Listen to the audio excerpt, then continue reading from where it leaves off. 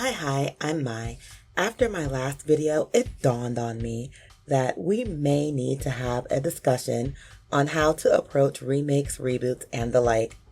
There's always quite the kerfuffle whenever a franchise gets a new edition that differs from the popular previous version.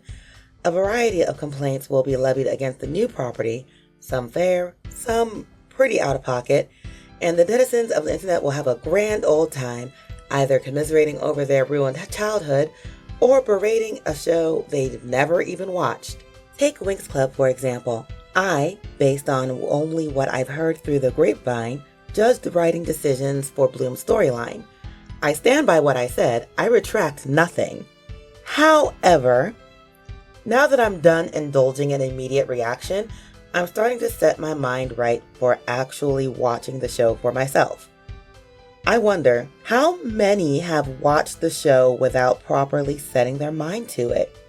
Considering how many of the complaints boil down to, it's different from the original, I'd say a lot. Now, what do I mean by setting one's mind to watching a new show? Let me start by gushing to you about one of my favorite anime of all time.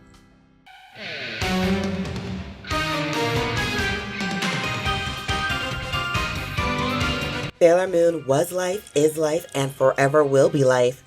This classic series is the modern role model for magical girl anime. It wasn't the first, but most can agree that it's the most well-known. For the 5 of you who somehow don't know this tale, Sailor Moon follows the lives and adventures of, primarily, 5 teenage girls trying to live their best reincarnated lives after the previous ones in an ancient kingdom on the moon were tragically cut short through war and devastation. They learn about their past lives, hone their cosmic powers, and fight off the dark forces that ended them in the first place, all while studying for the next exams at their junior high school. Major spoilers ahead for the plot, so watch out. Skip around to this point if you don't want to hear. The titular character, Sailor Moon, is the leader and also their princess, Serenity. The first half of the first season is spent finding each sailor, one by one, and slowly remembering things until they finally realize that Sailor Moon is the princess they were searching for. They spend the remaining time of the season before the final battle, honing their skills while protecting their princess, particularly from the schemes of a brainwashed Tuxedo Mask, who was her beloved prince in their past lives. Enough about that for now. Let me also gush at you about another show I really enjoy.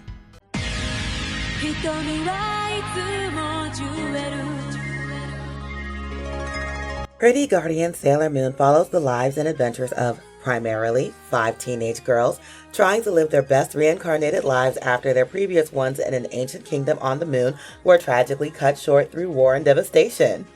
The first half of the first season is spent finding each sailor one by one and slowly remembering things until they finally realize that Sailor Moon is the princess they were searching for.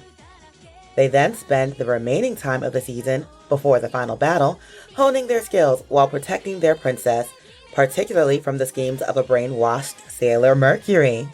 Oh, but wait, let me tell you about this set of musicals I really like.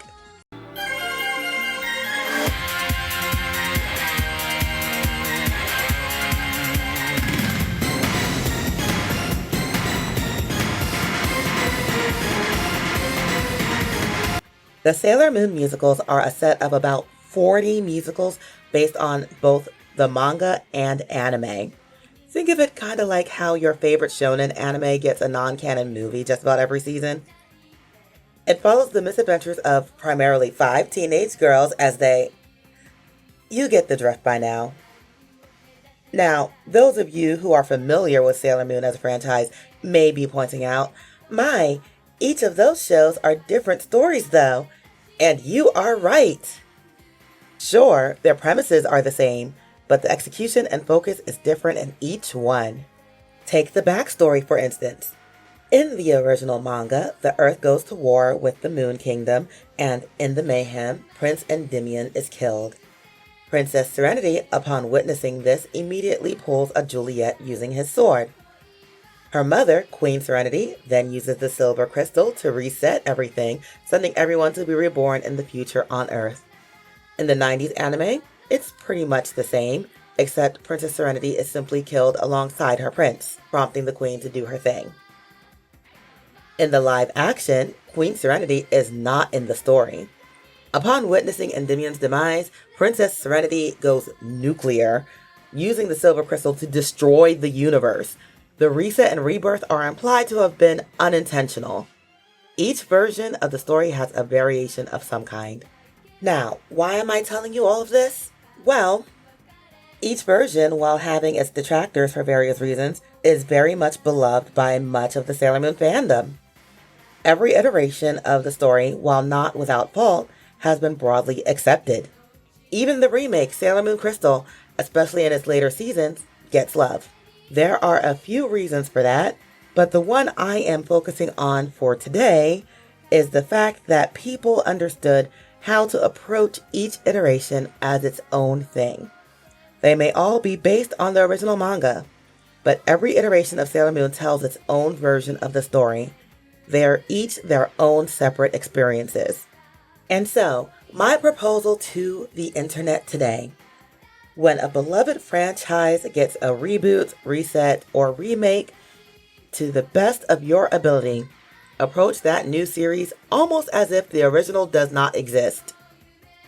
As much fun as it is to compare between versions, when it reaches a point where it diminishes the enjoyment of a property, we need to draw the line.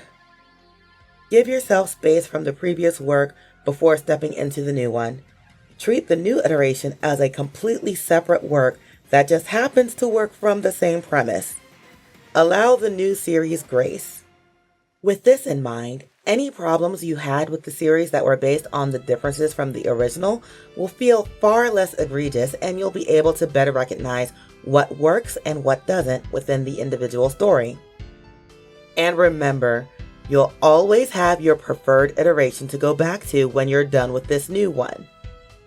So, what do you think? Are you able to set your mind to watching a new iteration of a franchise you like? Do you think this approach can be applied to things like the Winx Club remake? Do you think it's a useless endeavor? I hope you have a lovely morning, night, evening, afternoon, whatever time it is for you. Bye-bye.